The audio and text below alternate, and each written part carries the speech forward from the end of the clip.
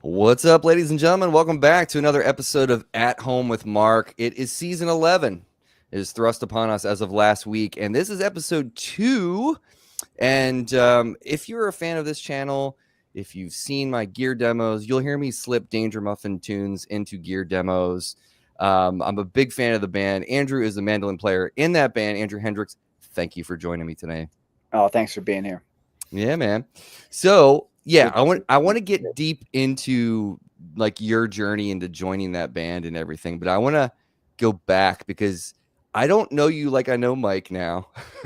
Yeah. So I want to dive backwards, but let me start you off with this. What is your earliest musical memory? Oh, wow. I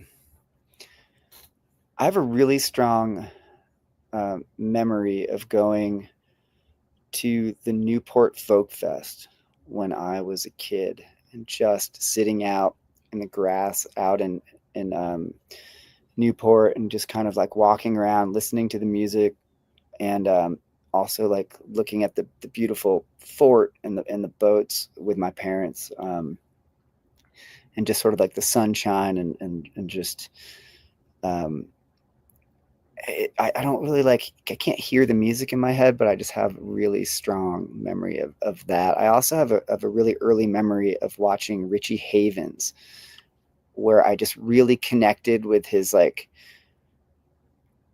that wild right hand strum. And like I didn't understand what strumming was. I was just a little kid, but I just remember being completely enthralled with that strum open chord thing. It just hit me so hard. I feel like that might have been in my hometown at Guilford, Connecticut, but that he played a little folk fest there that I went with my parents, but I don't, maybe not, but I just remember that guitar sound. It was just so, it just spoke to me really deeply. So that is something I actually can like almost hear the music in my head.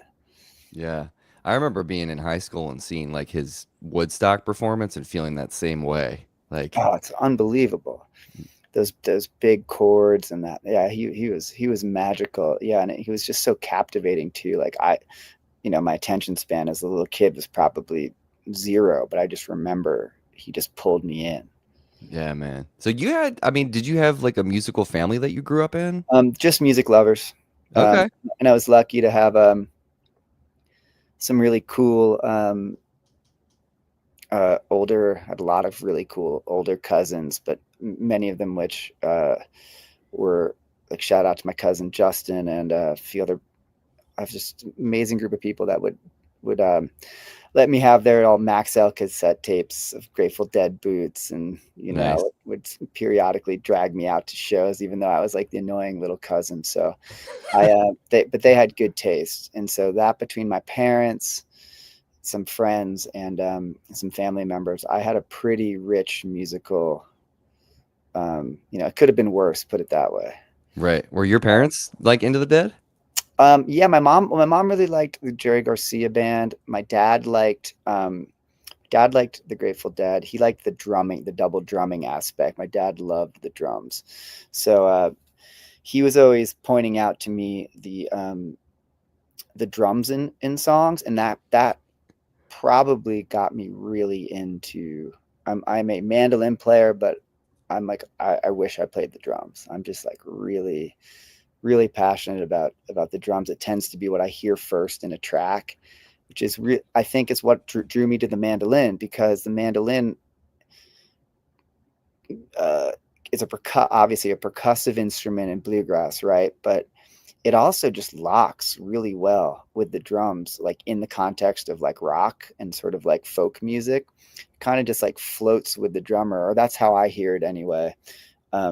So I've just always and I guess bands that got me into music, like the band, the mandolin and obviously the mandolin played by Lee Von Helm was fantastic, and he's like my favorite drummer. Um, so I've just always really um, loved that instrument, and I just remember my dad always pointing out the what to listen for, and I definitely have continued on with that to this day, in terms of like checking out new music and stuff like that.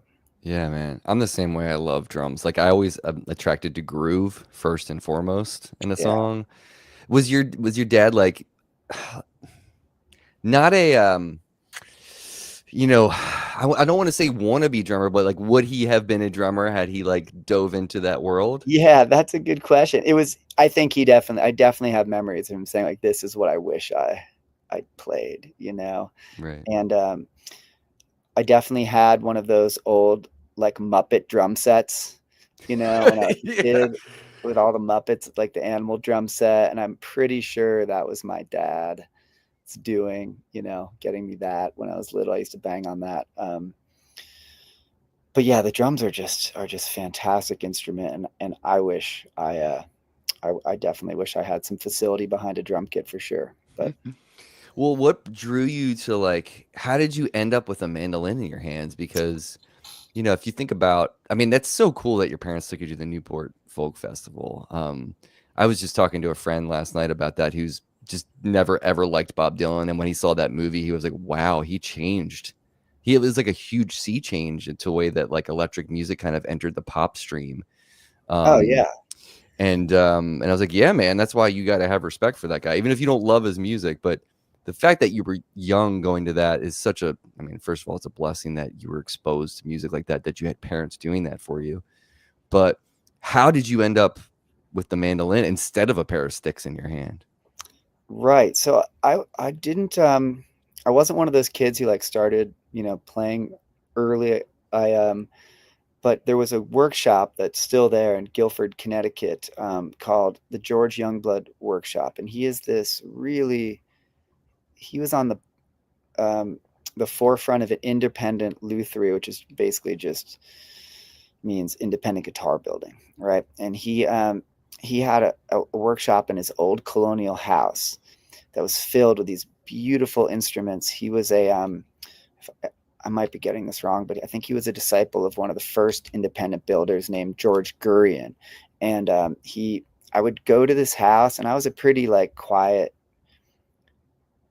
kid. Like I wasn't a really boisterous kid. And I would go to his house after school, and I would just sit in the workshop, like starting in like 8th grade, and just kind of sit there and watch him work on these instruments for a little, and just kind of walk around these gorgeous guitars where acoustics were all lined up all around the room, different rooms, and there would be these like stacks of cases, and some he'd let me like open them up, and I just felt like there was such mojo. Like I loved the smell of the old cases. I loved looking at the workmanship. My grandfather on my mom's side was a carpenter, so I always had an appreciation for woodworking, and I would see these beautiful instruments. And then I learned really quickly that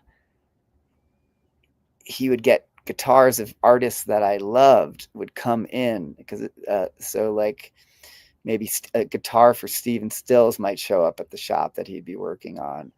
And if I was cool, I might get to take a look at it or strum it or something. And a lot of my idols guitars would come through periodically, and that was worth the hangout time, for me, for sure. And one day he put a mandolin. They had some old Gibson A4s and F4s and things, and he put one of those in my hands, and I had some guitar skills, but not much. And I just fell in love with the sound, and I realized it was a sound that I had heard on a lot of my favorite recordings, but I didn't know what it was, and my parents didn't know what it was. Like I remember asking people like, "What is that sound on Holiday Inn by Elton John?" Oh, such a When good track.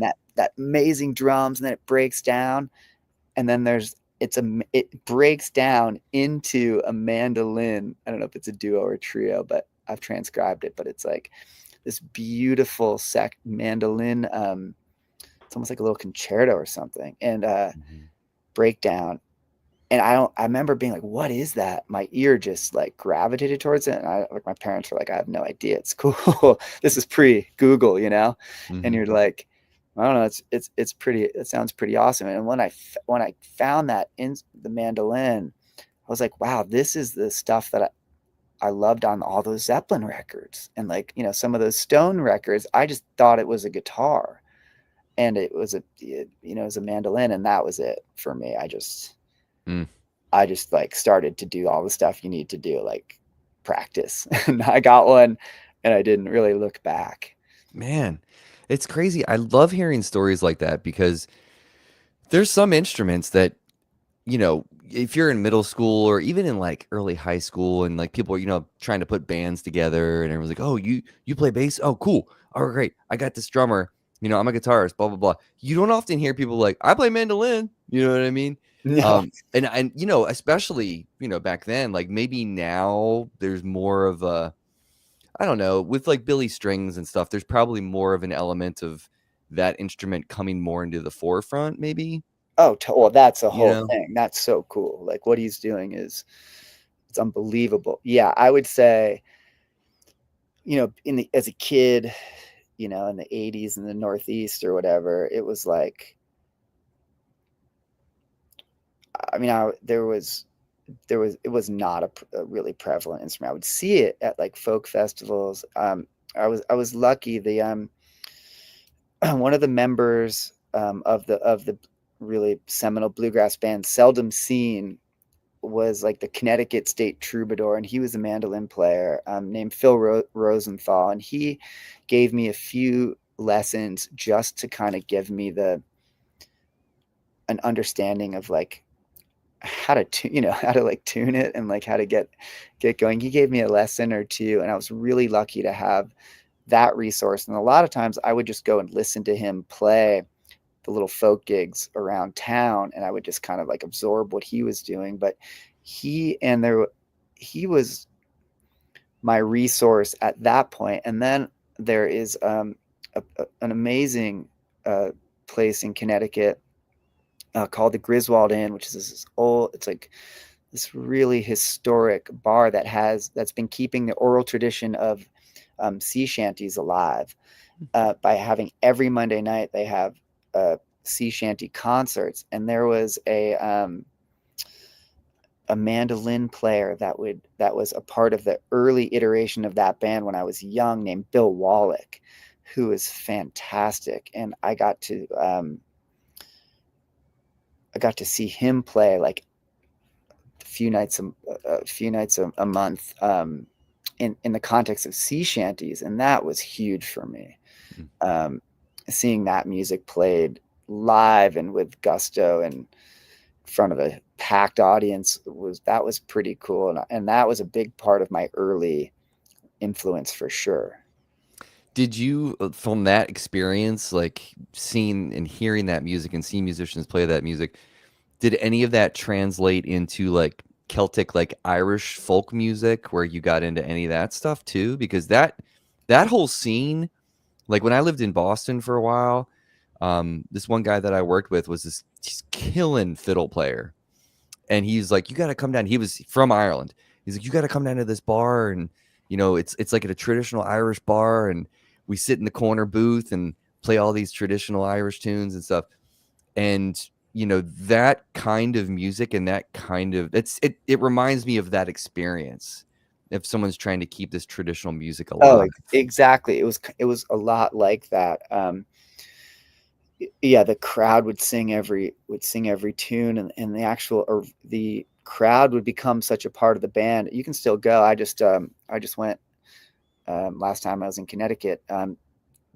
The arrangements of the song evolve with the crowd participation, and they become like new arrangements. Oh It's wow. it's really it's really something. Yeah, definitely. Um, I highly recommend Monday nights at the Griswold Inn.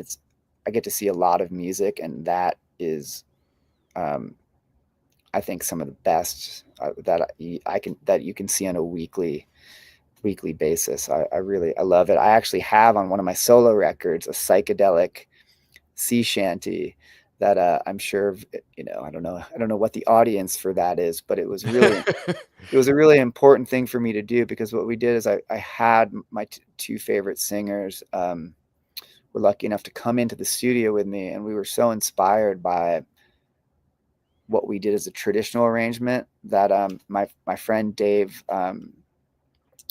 Butler plays drums in Guster.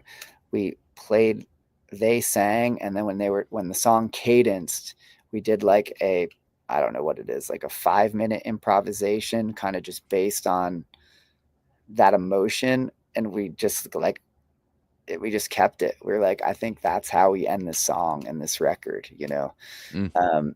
Just it was a pretty great studio day for me, for sure. Was that from the 2019 record? Yeah, I think that's the last track, and it's Okay. called the Going Home song, and that's how it was the song that kind of was a typical ending to the boisterous sea shanty experience, as they would end with this beautiful song that you end up, clinking beers with the guy next to you, and it's a pretty powerful song. So I thought that would be, if they were willing to do it, I always thought that would be a really cool way to end a record, someday. So glad I got the opportunity to do that. It was kind of on my bucket list since I was a kid. So Man, I love musical community like that. That feeling of that synergistic kind of, we're all in this moment, because I think people, with all the distractions today, I mean, I'm, kind of repeating what other people have said. This is not new information, but with all the distractions, I feel like no one ever sits in a moment anymore. And like that seems like a moment that people are in it. Like, because oh yeah. it's a vibe and it's a feeling, and everybody is sharing that. So no one's looking at their phone. You know what I mean? It feels like that is those important moments as musicians too, to experience that, to help us grow and like understand what's really important about music. And the notes are important that you play, obviously, but like I feel like the most important thing is like the experience of playing it with other people and connecting in that way. Oh, Um, it's magical for sure. It's crazy. Well, let's jump back. So you said Holiday Inn. It's funny that you say that. That was one of my favorite songs of Oh Elton yeah, it's John's. awesome. Is it on Madman Across the Water, or is it on Tumbleweed? I can't remember off the top of my head. I think it's Madman. I think it's Mad Men. Yeah.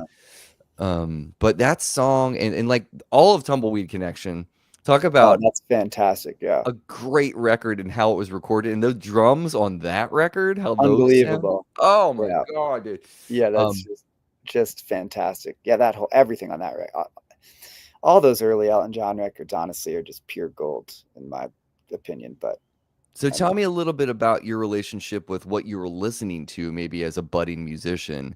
The stuff that really inspired you to be like, you know what? I want to do this. I want to like devote time and energy into mastering a craft like that. well, that's a good question. So I always had like a guitar, or I played piano, and then I would get kind of get very into it. But I was like a kid that played sports. I had other things. I always had other, normal childhood activities going on. Like I wasn't in like no family bands here or anything. I was like going to soccer practice, but I'd always like come back and pick up a guitar, but like not in a very studious way. But um, in terms of when I got my mandolin, I was still listening to the records that I had heard the mandolin on. Like there's mandolin on Seals and Croft that I loved, right? There's, you can hear it buried in John Denver songs, or like I was basically I was listening to it within these genres of like psychedelic, it's on a few great, David Grisman's amazing man, like one of my favorite mandolin players, is he has it snuck in on like, I think it's Friend of the Devil. It's on one Mhm. of these, like a classic Dead track that you don't really hear it. It's just kind of this like thread that it's woven into the song, but it's important. Like if you took that out, it would be missed. And I think a lot of the genre stuff I was listening to, like there's amazing stuff on some Stones tracks, and there's just Rod Stewart, Maggie May is probably one of the most exactly, popular. You know what I mean? totally, yeah. Mm. And I would just go back and play to those recordings, like and just try to figure those things out. And and something happened where I was able to figure them out. Or if I didn't, I would stay up all night to do it. Or like I didn't really do that when I was a kid on the guitar. Like I practiced a lot, but compared to some of my friends, I had friends with like who are now amazing instrumentalists or whatever, but they were doing like 8-hour after school regiments and stuff. They were like they were Berkeley bound. I wasn't really like that until towards the end of high school, and then I don't think you could pull that thing out of my hands. Mm. And I was still just going back. Again, this was like pre-internet, so like I was going back to the recordings that had mandolin on it. And I knew of Doc Watts. Like I was into bluegrass, but to me bluegrass was really Doc Watson.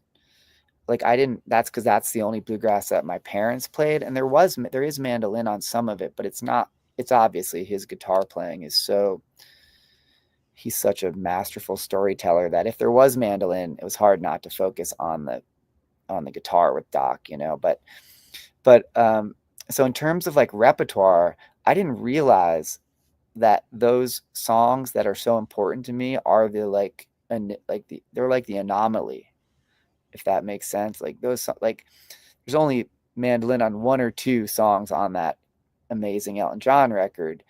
Or like I remember hearing Dr. John's Gree, that record? No. Oh man, I love Dr. John, but I don't know that record. I think it's his first. It's sort of like I'm not no Dr. John historian, but I think it's where Dr. John's care is like invented. It's my favorite record, and there's like 3 mandolin tunes on that.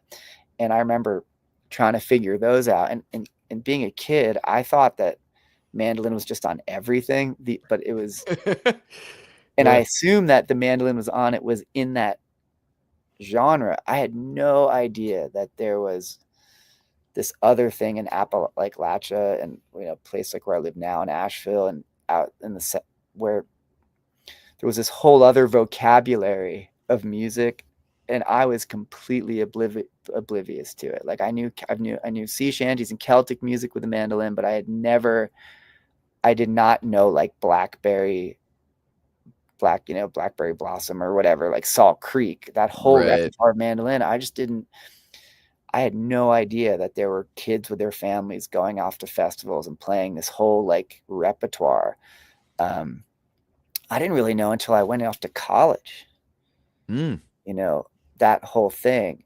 And so it was a definitely a weird mandolin upbringing compared to most. I mean, I was way south compared to what other people were doing on the mandolin who lived in different places. It was a different musical journey for sure. Well, it's hard too because without the internet, how are you supposed to find all that stuff? You don't have all that information at your fingertips. And living in the Northeast, you're not in really bluegrass country, really. Like, so it's not like you're walking No. in, Yeah, and I didn't know that those guys, like I remember spending hours, like I couldn't figure out that those amazing bluegrass artists, like the records that I did know, the few that I knew, or any record, that these guys were pre-tuners, like they were tuning to each other. So I had my mandolin, and I'm sure I had a tuner or something, a tuning fork or something. I don't remember what I did back then. Probably a little clip-on tuner, but I would tune and I would play the chord, and I was like, why? I knew I was getting close, but I didn't understand that they weren't even tuned to A440. right? You're like a couple cents off. You're like, what's Off, going and on? I was like, it used to drive, like my ear has always been fairly exacting, and it used to drive me nuts. And I had no idea that was like that these guys, because I was like, they sound in tune, right? They sound amazing. How is this happening, and how come I can't figure it out? I've tuned my mandolin like 40 times. I remember at one point thinking I like broke it. And then I was like, oh, these guys are just tuning to one note. And like, if you think about that now, how amazing that is, like, how could you not be impressed with that? Yeah. Well, I And mean, it's nuts to watch people play that music. My uncle is a resonator player, and he's played, with Scruggs and Flats like back in the day, and like he's done a lot in his career, but he's 85 now. wow. And he's still playing like with the group and stuff, but like watching those cats play music is very different than walking into a bar in Baltimore. You know what I mean? And somebody's playing American Girl. But it's just like a whole nother level. And I've never gotten to a place where I've admittedly studied bluegrass. I probably should have at some point, but like outside of playing Poor Heart or something like that, Yeah. it's like I never got into that thing. But there's a level of musicianship, and especially for me, and I've owned a couple mandolins and learned it a little bit and whatnot. But I feel like my fingers are too big or something. Like I can't get comfortable on that instrument, whereas guitar feels at home.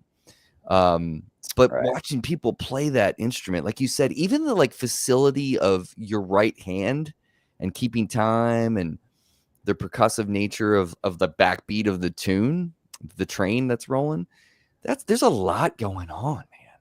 Yeah, there sure is. And that's, I mean, I love bluegrass, and you know, even though I wasn't like raised on it, I have such respect for it, and I just love that, like, it puts such an emphasis on like timing, Yeah. you know. And as somebody who loves the drums, like I can get into that, and I like locking in just in terms of, like, you know, luckily I get to play some bluegrass, not a huge amount, but when I do, I just love locking in with the bass player and just keeping just I'll defer to the role of drummer sometimes to make up for some of the aspects that like I don't know, but I really love that aspect. And then I'll go back and, you know, listen to more bluegrass on the way home from a gig, and I just like hearing Tony Rice's like timing and Sam Bush's like phrasing. You're just like, it's unbelievable, you know. Mm-hmm. It's pretty masterful, what those guys are doing.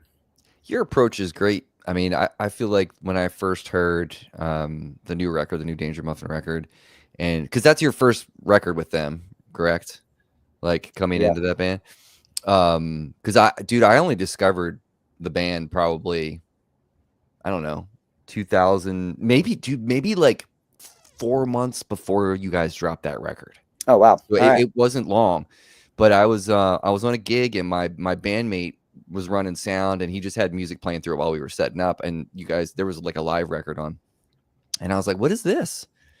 And he was like, it's this band Dangermuffin. He's like, I thought you would like them, that's why I put them on.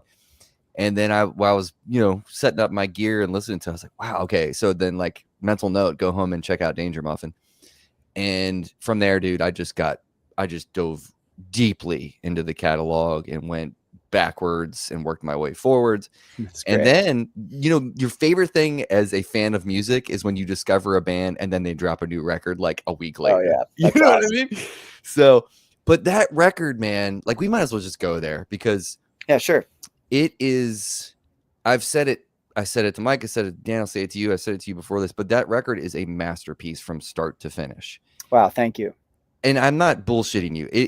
When I first listened to it, and as a songwriter who went to Berkeley, studied songwriting, is really into songs, Paul McCartney's my hero, blah, blah, blah. Yeah.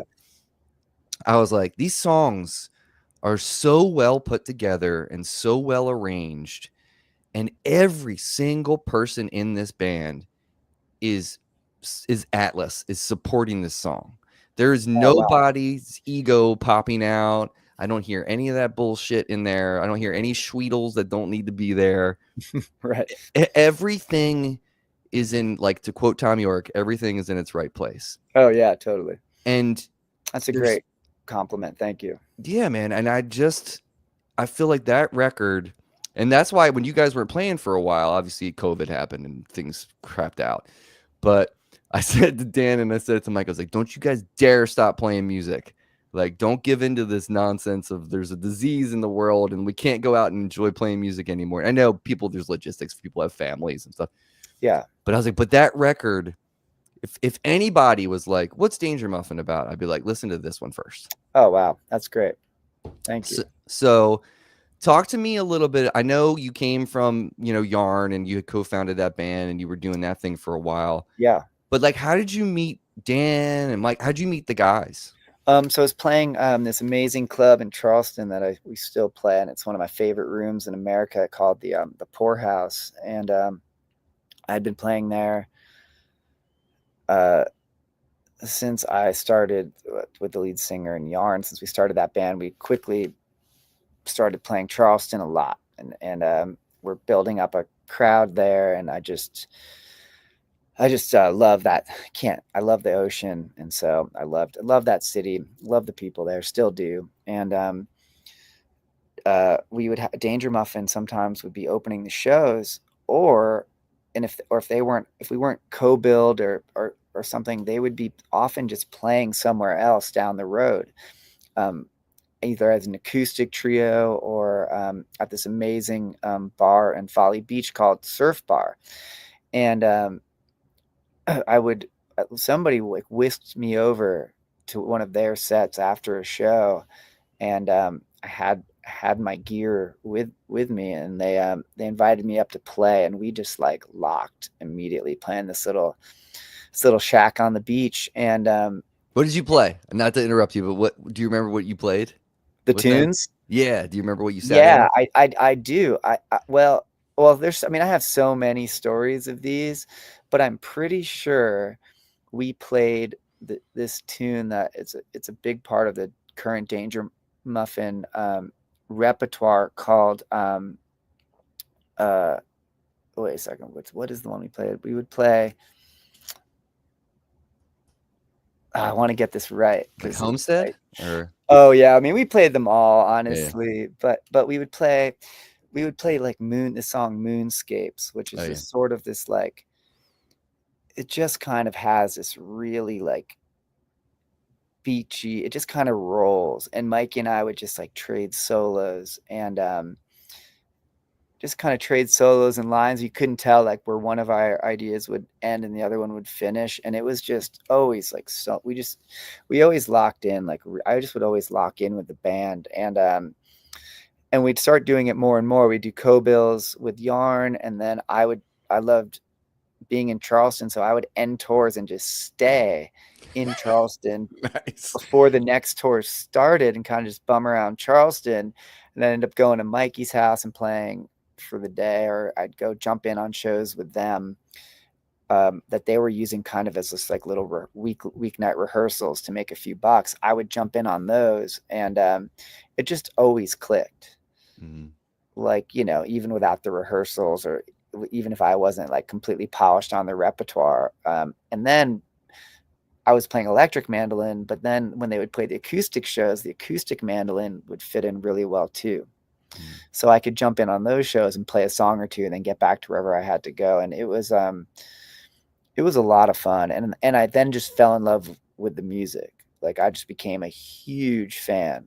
I was really like spreading the gospel of that band, like when I was on the road, of being like, oh, glad you like this. If you like this, you should check out, Dangermuffin, because it's kind of my favorite band that you might not know, Yeah. Yeah.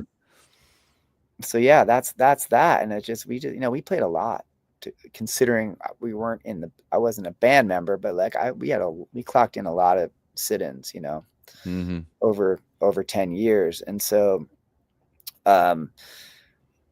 it just felt really natural for me to jump in and start doing like weekends, and then the weekends started to get, we started doing more weekends, and then we started doing bigger tours, and it just felt really organic, and I already knew the tunes because I was a fan. So like I had my ideas of what I wanted to play already from Yeah. just sitting around jamming to the records here and there. So it kind of was a very seamless transition, which was really nice. So were you playing like going all the way back to Bermuda and like forward, like you just knew all the stuff, so you were just like, Oh yeah, like I'm we'd hip. play like we would play some of those tunes. Yeah, like a lot of times they'd have me play. I think it's on Bermuda. We'd play some of those like bluegrass, some of the bluegrassy tunes, like "Walking into the Wind." That's not on Bermuda, but "Walking into the Wind," and they have a tune called "Banjo Love." That might be an old one off the first record.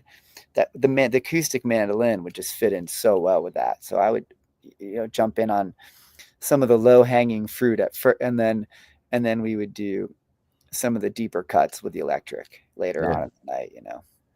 When did you transition from the acoustic mandolin to the electric mandolin that you felt like, oh, I think I should get one of those? It happened really fast because I had played electric guitar, and I don't know if you know there's not John McLaughlin. There's an amazing. I've had a long day here. There's an amazing jazz guitar player that I'm blanking on his name. It's not John Scofield or John McLaughlin, but Bill he Frisell.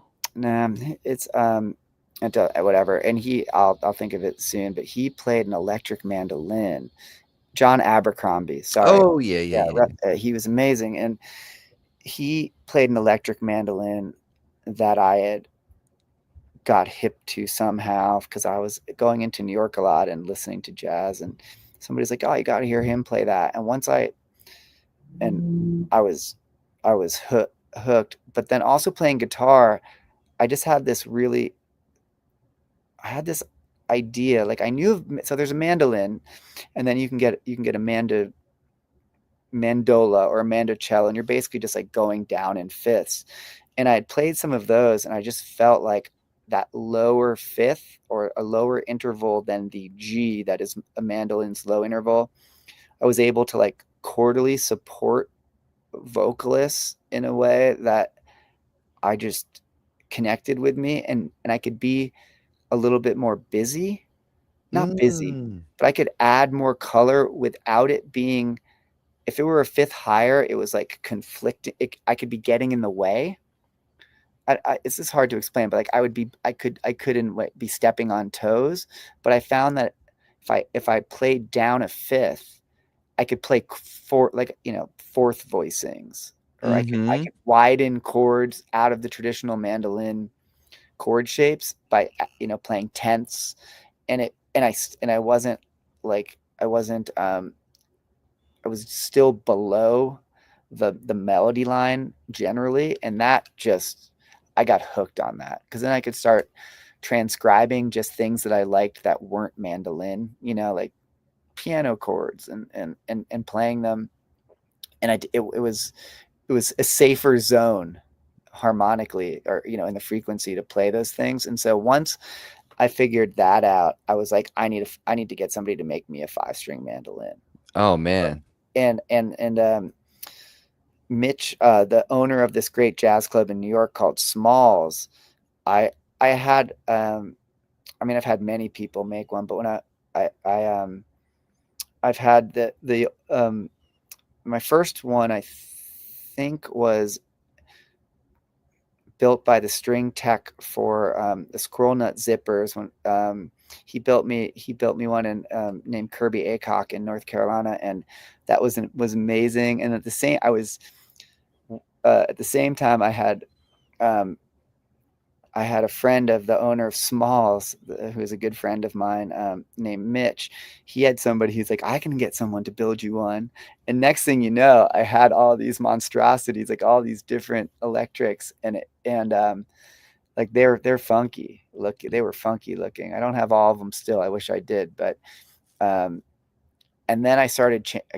I just got so hooked on those lower voicings that I started changing the tunings and setting them up to have like completely different tunings on like the low 3 strings, and then the 2 high strings would be just like an electric mandolin. And I have since just gotten really out there with how I'm setting these things up, to try to get it so that I can facilitate the sounds that I hear in my head, if that makes sense. Oh, 100%. What's the instrument? And I'm totally blanking on the cat from String Cheese Incident. That plays the mandolin, like the electric mandolin. Oh, what's his name? But he had Michael. Yeah. What does he Michael play? Kang, yeah, he's amazing. So he's playing. So I did not know about these guys. He's probably been doing this for a very long time. I wish I knew. It would have saved me some steps. But so he has an electric mandolin made. It might be by this great builder named Murano, but I'm not 100% sure. But I've hung out with him once or twice. But he puts a capo on it, so he has a longer scale length. I'm sort of still in like the traditional scale length on terms of the fingerboard. Minus instead of the double strings, I have an extra low string, but his is, I think, a bigger scale length, and he uses he changes the pitch with a capo, and it's killer sounding. I've never tried that, but his rig's amazing. He sounds great. Yeah, I just remember seeing him long time ago at Wilmer's Park, and it was like they were headlining one night, Mo was headlining one night, and I remember seeing String Cheese for the first time and thinking, I was like, is that like a tiny Languedoc? Like it looks Right. like a Yeah. little baby Languedoc. And then I had to like research and look up that, oh, that dude's a mandolin player, and that's where his voice comes from. But He's great. Yeah, I hope to jam with him sometime. He's fantastic player for sure. yeah, he's a shredder, man. So back to the record though.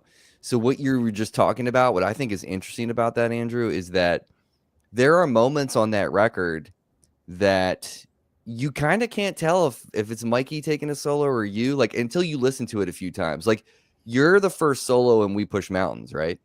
Yeah. And the first time I heard that, I was like, is this Mikey or is this Andrew? I was like, Yeah. I Yeah. think it's Andrew, but I can't tell. Like, so like, how have you, and this is like my crowd are kind of gear nerds too. So like, Right. how have you crafted your rig for that band in terms of like your electric rig with your board and your amp and everything? Well, Mikey is like really fantastic with effects. And so I would say I've actually pared down. I used to have a much bigger rig, but now I feel like I'm sort of pulling it back a hair because he's using a lot of verbs. But in other bands, I would probably push a little farther with like more abstract sounds and stuff. But with this band, I found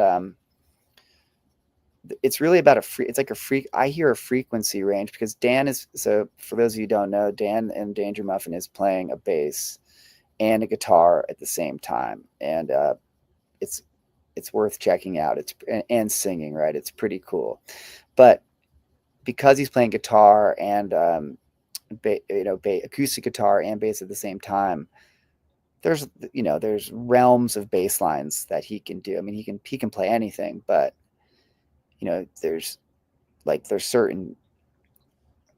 a certain frequency thing between the strings of his that go pump out to subs that there's just a sound there, that there's a vibe. And my thing was, I just feel like the mandolin just sits really nicely somewhere in the realm between the high strings of his acoustic and Mikey's very sparse, like not very chordal guitar playing. Mm-hmm. I just felt like there was just like a range that could be filled. And so I try to just find that sweet spot, and then I just adjust my pedals, accordingly to that.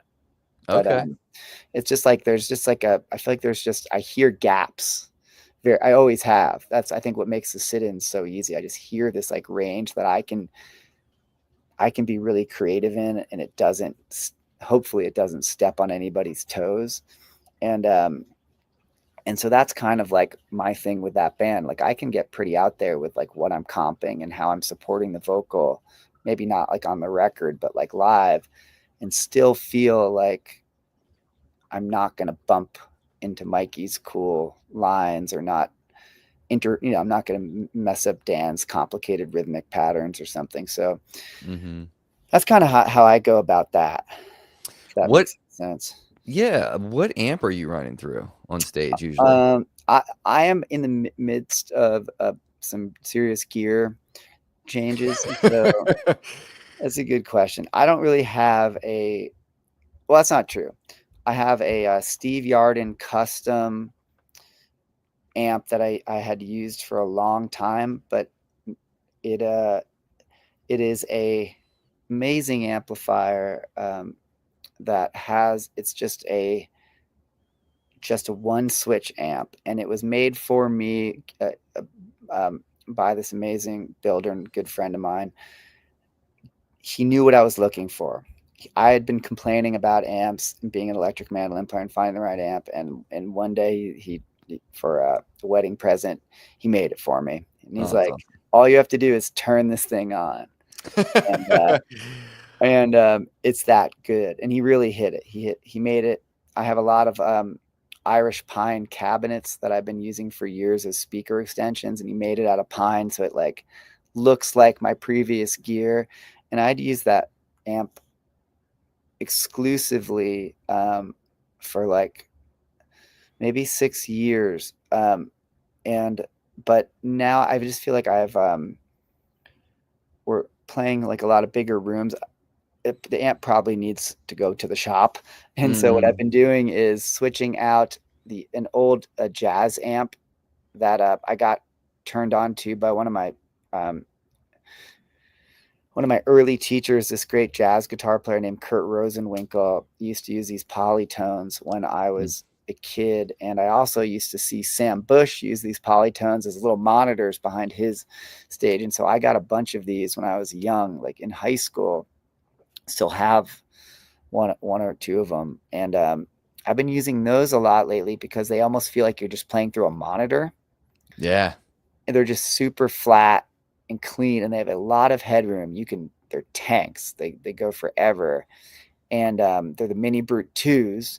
And I use those, and they really take pedals well. Like I have a lot of pedals. And so they take pedals. So sometimes I'll use those and I'll put them through, I'll buy and I'll put this speaker through like a 212 cabinet. So I have 312s coming behind me, and that's a pretty cool sound, but I'm still searching. I have some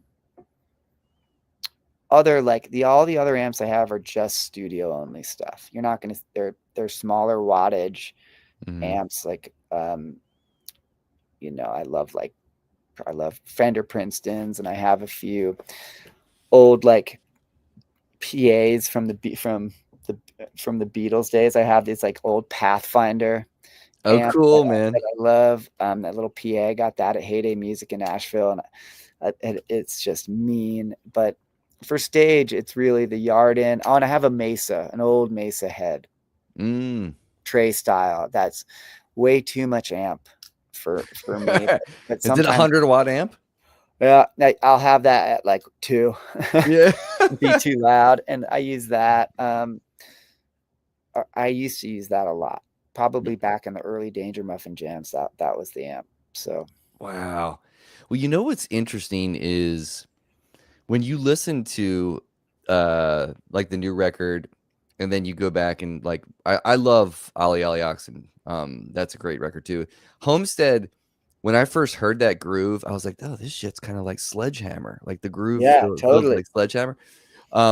So like there is a video, and I would recommend everybody check this out. There's a video of you guys playing it with you, and then you go into another Brick in the Wall, I believe. I don't know where the show is from, but dude, I've watched and listened to that performance so many times. Like I'll put it on while I'm doing the dishes because it's long enough that I'm like, oh yeah, this will get me through doing the dishes kind of thing. Yeah. But it's fun to hear the old tunes reimagined with you as a new voice in it too, because like you're saying, there are those sonic spaces that you just kind of wedge into, and it's not obtrusive at all. It just adds all this flavor to it, because those guys as a trio, first of all, that band is so tight. I mean, your drummer has got a pocket so deep. I mean, it's he's awesome. I got to get him next, but on the show, talk to him, because man, you guys, whenever you play in any live videos of like more recent years of you guys playing, it's fun to hear what you're bringing to the old songs too. Thanks. I appreciate that. And to like hear how you guys are trading and like the different timbres of your solo versus Mikey's solo and stuff. And then what Dan is doing, and like what you described earlier, it's not like the Charlie Hunter thing. Like he's got this Godan that's got this cool pickup that does this, the bottom 2 strings, drops it down an octave. But like he's got a lot of complicated stuff he's taking care of, like laying it down. As a bed for you guys to play on. And not to overlook his guitar playing, because he's a great guitar player too. Yeah, and he's singing. It's fantastic. Yeah, I know. And like when you hear the first time you heard his voice, I mean, I had an experience listening the first time I heard his voice. I'm like, wow, this guy's got so much character. Like it's not like anything I've heard. Like, what was your experience when you first heard Dan sing? Yeah, I felt like it was like that old Maxon commercial, where like the guy's hair is like blowed. I remember just like jamming with In the him like chair. backstage, and he has such a big voice, and he just has like an impeccable control, Hmm. and he also, Dan's amazing. We have um, a lot of fun playing together. He doesn't sing things he doesn't mean, like he Hmm. doesn't do things to entertain. He does things because he feels there's something very meaningful in it, and I get behind. It's very easy for me to support that. Like he's not going musical places to get attention. He's doing it because he feels like that's the emotion he's trying to create. So it's very easy to support that kind of energy on stage, if that makes sense. Yeah, for sure. I mean, you can hear it like on every record, but man, that this new record is just so good. I mean, my favorite track is Iris.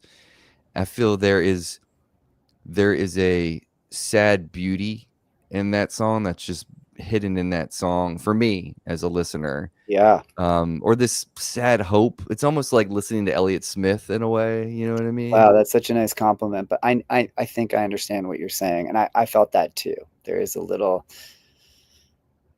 there's a melancholy, but it's also really positive in the way that Dangermuffin is positive. Yeah, I think there's something very mature about. I'm proud of that tune for sure.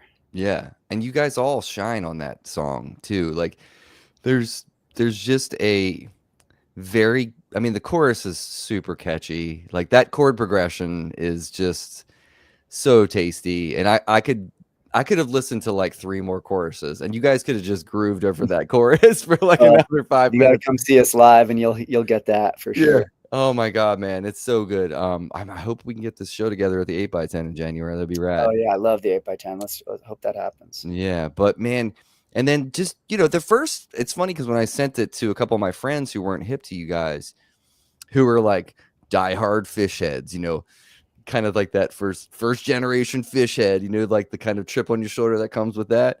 Oh yeah, I Um, was one of those kids. yeah, I but was a Connecticut kid going to all those shows, uh, watching them explode. Yeah, I get it. it's so funny because and there's like a snobbiness that happens in that era, and even with Mo fans too. Like I remember when I first met, because like I got to know Chuck and like Al's been on here, Jim's been on here, Vinny's been on here, like Nate, their new keyboard player, all that they've been all been on Yeah. here.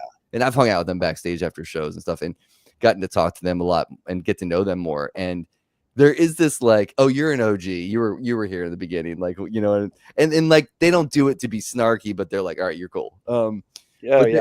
but there is this thing in the fan base where people are just like put blinders up and they're not willing to listen to other bands. And so there was a period of time when you guys came into my life, and right before that, like Dawes came into my life in Oh a yeah, they're in a great. huge way. Like both of those two bands, Danger Muffin and Dawes. And I remember talking to my jam band friends and be like, "Yo, check out this Danger Muffin record. Yo, check out Misadventures of Doom Scroller, like this Yeah, Dawes record, because it's in that jam scene." And I'm yeah, like, they're you're gonna great. start to see these guys show up at festivals because they jam. Like, and they're maybe 8 times out of 10, people like, I'm good. I've got Fish. I'm like, no, dude, come on. Fish can't come to your town every weekend, man. Like, I know. you gotta support these other bands that are killing it. Yeah, that is a thing, and we've all been there. I go down my rabbit holes and kind of stick to them, but Fish, I mean, I love Fish was a huge part of my like high school experience, and especially and I've got lucky to to jam with Mike Gordon like once or twice, and like I owe them a lot. They are a seminal part of my early music experience for sure. And but I definitely did notice a lot of people who never moved past that in any capacity from those days. They're still listening solely to Fish, and if Yeah. that's if that is satiating, you know but your musical desires, and like that's great, and I get it, they're that good, but um there's just so much great music out there. It's hard for me to stay still too long in anything right now. I know. Well, let's before we do the lightning round get down, let me see if I can pop up the Dangermuffin dates here on my screen so people can see what's going on. All right, yeah, let's look at this. So you guys are kind of getting back at it a little bit. Yeah, we've and- been doing like every other weekend basically. yeah, so I mean, right now, like through the rest of October, this is what we got. I'm sure we'll start to see more stuff pop up. Yeah, there's a lot more coming, but yeah, so we're psyched about next week, and I think there's a whole bunch of things about to get green lighted. So stay posted. Hell yeah, hell yeah. Well, I would say let's do the lightning round get down. All And right. all right, so Andrew, here's how it works. I'm gonna put on a metronome and I'm gonna cruise at an altitude of about 112 BPM. I'm gonna be really specific about that. And I'm gonna ask you 10 questions, this or that. You can explain your answers if you want to. You don't have to. You can just burn right through it if you want. The first question is always the same. Lennon or McCartney? I'm gonna go. I'm gonna go McCartney today because I'm just feeling those bass lines have been hitting me lately. Waffles or pancakes? I'm gonna go pancakes. I make pancakes for my kids every Sunday, and every Sunday I'm home. So I'm gonna go for pancakes for sure. Nice. The beach or mountains? I'm gonna go to the beach, but I do love these mountains around my house in Asheville. Yes, you do. Chris Thiele or Sierra Hall for mandolin players? I'm gonna say Chris Thiele just because I've been listening to him for a long time, and I love that. Love his classical playing, so I'm going with Chris. Yeah, he's a beast. He's a beast. Oh yeah. Tenacious D or Flight of the Conchords? A Flight of the Conchords for sure. Shine on You Crazy Diamond or Money? Crazy Diamonds. All right. If you could have one of these superpowers, breathe underwater or talk to animals, which of those would you prefer? I'm gonna go explore the oceans. I'm gonna go with breathe underwater, I think. All right. Favorite condiment? Mustard. I'm a mustard connoisseur. I'm going with that. Cool. Stand-up comedy or improv group? Oh, stand-up comedy. I saw